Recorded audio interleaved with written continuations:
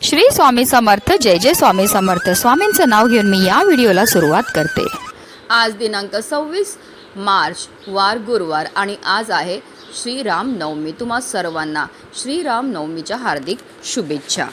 मर्यादा पुरुषोत्तम प्रभू श्री रामांचा जन्मदिवस हा रामनवमी सर्वत्र साजरा केला जातो. हिंदू धर्मामध्ये रामनवमीला विशेष महत्त्व आहे. पंचांगानुसार रामनवमी हा सण दरवर्षी चैत्र महिन्याच्या शुक्ल पक्षाच्या नवमी तिथीला मोठ्या उत्साहात साजरा केला जातो. या तिथीला प्रभू श्रीरामांचा जन्म झाला होता. विशेष म्हणजे चैत्र नवरात्रीचा हा शेवटचा दिवस असतो. या नवरात्रीची सांगता रामनवमीच होते. रामनवमीच्या दिवशी प्रभू श्रीरामांची विशेष पूजा आणि उपासना केली जाते. तसेच श्रीरामांच्या सोबत माता सीता, लक्ष्मण आणि हनुमान यांची देखील पूजा केली जाते. रामनवमीच्या दिवशी पूजा करण्याचा शुभ मुहूर्त हा 12 वाजल्यापासून दुपारी 1 वाजेपर्यंत असणार आहे. या दरम्यान आपण प्रभू श्रीरामांची पूजाही करू शकता. प्रभू श्रीराम हे दुसरे तिसरे कोणी नसून भगवान श्रीहरी विष्णूंचा 7वा अवतार आहे. भगवान विष्णूंनी राक्षसांचा म्हणजेच रावणासारख्या राक्षसाचा नाश करण्यासाठी श्रीराम म्हणून पृथ्वीवर जन्म घेतला होता आणि म्हणूनच आपल्या हिंदू धर्मात सर्वत्र पवित्र देवतांपैकी एक प्रभू श्रीराम आहेत. रामनवमी ही वर्षातून एकदाच साजरी केली जाते आणि यंदाचीच म्हणजे 2026 मध्ये जी रामनवमी आलेली आहे तर ती अत्यंत खास आहे. कारण अनेक वर्षानंतर असा योग जुळून आला आहे की अष्टमी आणि नवमी तिथी एकाच दिवशी आल्या आहेत. प्रभू श्रीरामांचा जन्म ज्या पुनर्वसू नक्षत्रात झाला तेच नक्षत्र आणि सूर्याची उच्च राशीत स्थिती या रामनवमीला अधिक फलदायी बनत आहे. चैत्र नवरात्रीची सांगता प्रभू श्रीरामांचा जन्म उत्सव हा काळ पूर्णपणे ऊर्जेने भरलेला असतो. यंदा सूर्य आपल्या उच्च राशीत असल्यामुळे सूर्याची आणि रामाची उपासना केल्याने त्यांचे अनेक पटीने फळ प्राप्त होते. या दिवशी अनेक जण व्रत करत असतात. या दिवशी व्रत करून प्रभू श्रीरामांची पूजा केली तर आपल्या जीवनातील सर्व अडचणी, संकट, दुःख हे दूर होतात.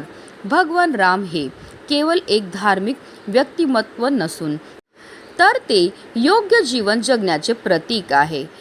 त्यांचे जीवन सत्य, नीतिमत्ता, कर्तव्य, त्याग, प्रेम यासारख्या सद्गुणांनी भरलेले होते. त्रेतायुग धर्माच्या स्थापनेसाठी प्रभू श्रीरामांचा जन्म झाला होता. या पवित्र दिवशी सर्व ग्रह हे त्यांच्या उच्च राशीमध्ये विराजमान होते आणि म्हणूनच हा दिवस अतिशय महत्त्वाचा असल्यामुळे या दिवशी काही प्रभावी उपाय जर केले तर त्यामुळे आपल्याला केलेल्या उपायाचं अतिशीघ्र फळ हे प्राप्त होत असतं. तर आजच्या या व्हिडिओमध्ये मी तुम्हाला सांगणार आहे की आपल्याला संध्याकाळी कापूरसोबत या एक वस्तूला जाळायचं. ही वस्तू जाळल्यामुळे आपलं 7 पिढ्यांचं दारिद्र्य तर नष्ट होणारच आहे, पण आपल्या कुटुंबावर अखंड प्रभू रामांची कृपा होणार आहे. त्यांच्या कृपेने आपल्या घराची, आपल्या मुलांची, आपल्या पतीची भरभरून अशी प्रगती होणार आहे. तर ती कोणती वस्तू जाळायची, कोणत्या वेळेत जाळायची त्याबद्दल सविस्तर आणि महत्त्वाची अशी माहिती मी तुम्हाला या व्हिडिओमध्ये देणार आहे. तर व्हिडिओ पूर्ण पहा. अगदी तुमच्यापासून माझ्यापर्यंत प्रत्येकजण खूप मेहनत करतो, खूप कष्ट करतो जेणेकरून आपल्या आयुष्यामध्ये सुख समृद्धी नांदेल. पण बऱ्याचदा काय होतं ना, आपल्या घरामध्ये काही दोष असतात किंवा आपल्यामध्ये काही दोष असतात, त्यामुळे सुद्धा आपल्याला कोणत्याही क्षेत्रामध्ये यश हे मिळत नाही. आपण मेहनत तर करतो, कष्ट तर करतो, पण आपल्या कष्टाला, आपल्या नशिबाची साथ ही मिळत नाही. आपल्या घरी पैसा तर येतो पण आलेला पैसा टिकून राहत नाही. जर तुमच्या घरामध्ये वारंवार भांडणं होत असतील, कलह होत असतील, आजार पण येत असेल, नवरा बायकोचं पटत नसेल किंवा मुलं खूप चिडचिड करतात, हट्टीपणा करतात, त्यांना केलेला अभ्यास लक्षात राहत नसेल की आपली मुलं खूप शिकलेली आहेत पण त्यांना मनासारखी नोकरी प्राप्त होत नसेल, मुलांचा विवाह जुळण्यामध्ये समस्या येत असतील, संतान प्राप्तीमध्ये समस्या येत असेल, तर या प्रकारच्या समस्या का निर्माण होतात? तर त्या निर्माण होतात आपल्यामध्ये की आपल्या घरामध्ये असणाऱ्या दोषांमुळे. जर आपल्या घराला नजर लागली असेल, कुंडलीमध्ये राहू, केतू, शनी या ग्रहांचे दुष्प्रभाव असेल किंवा घरामध्ये वास्तुदोष असेल, पितृदोष असेल, तर त्यामुळे सुद्धा अशा प्रकारच्या समस्या आपल्या जीवनामध्ये उद्भवत असतात. आणि या काही पवित्र तिथी आहेत, या तिथींना जर आपण काही प्रभावी उपाय केले तर त्यामुळे निश्चितच आपल्याला या सर्व दोषांपासून मुक्तता मिळण्यामध्ये मदत ही मिळणार आहे. तर आता हा उपाय आपल्याला कधी करायचा, तर हा उपाय आपल्याला संध्याकाळी 6 वाजल्यापासून 7:30ची वेळ असते, ती माता लक्ष्मीची आगमनाची वेळ असते आणि त्यावेळेमध्ये जर आपण काही प्रभावी उपाय केले तर त्यामुळे माता लक्ष्मी आपल्यावर प्रसन्न होते आणि तिचं अखंड आगमन आपल्या घरामध्ये होत असतं. पण आता काही कारणास्तव जर तुम्हाला या वेळेमध्ये हा उपाय करणं शक्य नाही झालं तर अगदी रात्री 12 वाजेपर्यंत सुद्धा तुम्ही हा उपाय जो आहे तो करू शकतात. हा उपाय करण्याकरता सर्वप्रथम आपल्याला देवघरामध्ये दिवा हा प्रज्वलित करायचा आहे, कारण कोणतीही सेवा किंवा कोणताही उपाय जर आपण अग्नीच्या साक्षीने केला तर त्यामध्ये आपल्याला निश्चितच सफलताही प्राप्त होत असते. त्यानंतर आपल्याला विधिवत देवपूजाही करून घ्यायची आहे, प्रभू रामांची पूजा करायची आहे, तसेच तुळशी मातेची सुद्धा आवर्जून आपल्याला पूजाही करून घ्यायची आहे. आणि त्यानंतर आपल्याला आपल्या घराचे सर्व दरवाजे आणि खिडक्या ह्या खोलून घ्यायच्या आहेत, कारण आपल्या घरामध्ये असणारी जी नकारात्मकता, इडापिडा, दोष आहेत, अलक्ष्मी येतील आपल्याला घरातनं बाहेर काढून टाकायचं आहे.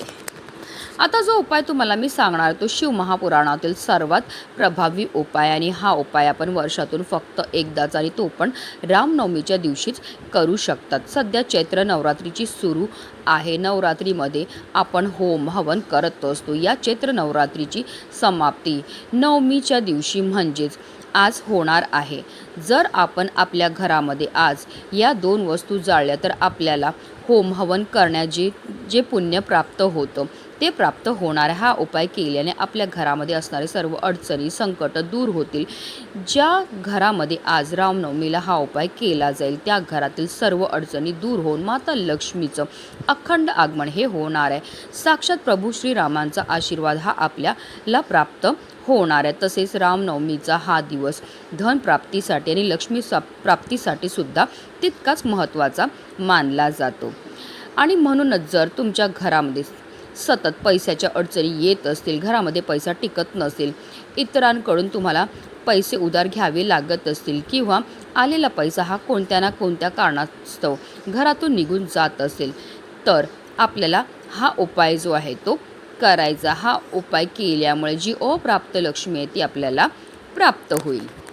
हा संपूर्ण उपाय आपण देवघरासमोर बसून करणार. तर आपल्याला काय करायचं, एक मातीची पंती घ्यायची आहे. मातीच्या पंतीमध्ये सकारात्मक अशा लहरी असतात. मातीची पंती ही पंचतत्वापासून बनलेली असते. तर या मातीच्या पंतीमध्ये आपल्याला एक शेणाची गौरी ठेवायची आहे. रामनवमीच्या दिवशी घरामध्ये शेणाची गौरी जाळण्याला विशेष महत्त्व हे दिलं जातं, कारण शेणामध्ये साक्षात माता लक्ष्मी निवास करते आणि घरामध्ये शेण जाळल्यामुळे आपल्या घरामध्ये असणारी जेवढी पण नकारात्मकता, इडापिडा, दोष, अलक्ष्मी असते ती घरातनं काढता पाय करून निघून जाते. आता या शेणाच्या गौरीवर आपल्याला 5 भीमसेनी कापूरच्या वड्या ह्या ठेवायच्यात. मी प्रत्येक उपायामध्ये नेहमी सांगत असते की आवर्जून आपल्याला भीमसेनी कापूरच वापरायचं आहे, कारण तो नैसर्गिकरित्या बनलेला असतो. त्याच्यामध्ये जे तत्व असतात ते आपल्यामध्ये आणि आपल्या घरामध्ये असणारी जेवढी पण नकारात्मकता, इडापिडा, ग्रहदोष, वास्तुदोष, पितृदोष दूर करण्याकरता अतिशय प्रभावी मानला जातो. त्याचबरोबर आपल्याला 5 लवंगा आणि 3 हिरव्या वेलची सुद्धा घ्यायच्या. ज्या लवंगा आणि हिरव्या वेलची आपण घेणार ते व्यवस्थित पाहून घ्यायचे. त्या अखंड असाव्या, कुठेही तुटलेल्या, फुटलेल्या किंवा खराब झालेल्या नसाव्या. ज्याप्रमाणे लवंगा आणि हिरव्या वेलची आपल्या जेवणाची चव वाढवतात त्याचप्रमाणे आपलं भाग्य उजळवायचं काम सुद्धा करत असतं. तसेच लवंगा आणि हिरव्या वेलची ह्या माता लक्ष्मीला सुद्धा अतिशय प्रिय आहेत आणि जेव्हा पण आपण माता लक्ष्मीला प्रिय असणाऱ्या वस्तूंपासून काही उपाय किंवा सेवा करतो तर त्यामुळे माता लक्ष्मी आपल्यावर प्रसन्न होते आणि तिचं अखंड आगमन आपल्या घरामध्ये होत असतं. आता या लवंगा आणि हिरव्या वेलची सुद्धा आपल्याला त्या मातीच्या पंतीमध्ये नेऊन टाकायचे आहेत. तसेच आपल्याला थोडंसं गूळसुद्धा घ्यायचं आणि हे गूळसुद्धा आपल्याला त्या मातीच्या पंतीमध्ये नेऊन टाकायचं आहे. आता देवघरामध्ये प्रज्वलित असलेल्या दिव्याच्या मदतीने आपल्याला या मातीच्या पंतीमध्ये असणारा जो कापूर आहे तो प्रज्वलित करायचा आहे. कापूर प्रज्वलित झाला की आपल्याला त्यामध्ये थोडंसं तूपसुद्धा टाकायचं आहे. तूप टाकल्यामुळे प्रचंड धूर हा निर्माण होतो. आपल्याला काही वेळाकरता ही मातीची पंती देवघरासमोरच ठेवायची आणि त्यानंतर ही मातीची पंती तिकडनं उचलायची आणि याचा जो धूर आहे तो आपल्या संपूर्ण घरामध्ये फिरवायचा. फिरवताना निरंतर आपल्याला श्रीराम जय राम जय जय राम, श्रीराम जय राम जय जय राम या मंत्राचा जप हा करायचा आहे. संपूर्ण घरामधनं फिरून झाल्यानंतर आपल्या मुख्य प्रवेशद्वाराच्या उंबरठ्याच्या बरोबर मधोमध नेऊन आपल्याला या मातीच्या पंतीला ठेवायचं आहे. जिथपर्यंत कापूर प्रज्वलित तिथपर्यंत निरंतर आपल्याला मंत्राचा जप हा करायचा आहे. जेव्हा आपण कापूरसोबत या वस्तू जाळतो त्याचबरोबर मंत्राचा जप करतो त्यामुळे आपल्या घरामध्ये असणारी जेवढी पण नकारात्मकता, इडापिडा, ग्रहदोष, वास्तुदोष, पितृदोष, अलक्ष्मी असते ती घरातनं काढता पाय करून निघून जाते आणि ज्या घरामध्ये कोणत्याही प्रकारचे दोष नसतात त्याच घरामध्ये माता लक्ष्मीचं आगमन हे होत असतं. तर या मातीच्या पंतीमध्ये असणारा जो कापूर आहे तो शांत झाला की यामध्ये काही वस्तू असतील ज्या जळालेल्या असेल, काही नाही जळालेल्या असेल तर त्या वस्तू आपल्या घरापासून लांब नेऊन आपल्याला टाकून द्यायच्यात. अशा रीतीने आपला हा एक छोटासा उपाय जो आहे तो रामनवमीच्या दिवशी करायचा आहे. शिवमहापुराणातील सर्वात प्रभावी असा हा उपाय मानला जातो आणि हा उपाय वर्षातून फक्त एकदाच आपल्याला करता येतो. म्हणूनच व्हिडिओ जास्तीत जास्त लोकांपर्यंत शेअर करा. जय श्रीराम.